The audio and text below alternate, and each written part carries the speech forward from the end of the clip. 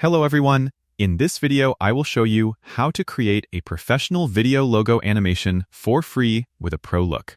The easiest and best tool for this is CapCut. Open CapCut on your phone or PC and create a new project. Import your logo image or PNG with transparent background.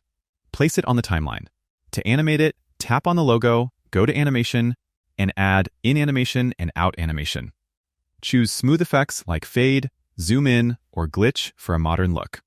Add keyframe animation, scale the logo from small to big, add slight rotation, and adjust position for a cinematic feel. You can also add particle effects, light leaks, or glow effects from the Effects tab to make it look premium. Add background music from CapCut's library and adjust the timing so the animation matches the beat. Once done, export the video in 1080p or 4K with high bitrate for the best quality. That's it. This is how you can create a pro-looking logo animation for free using CapCut.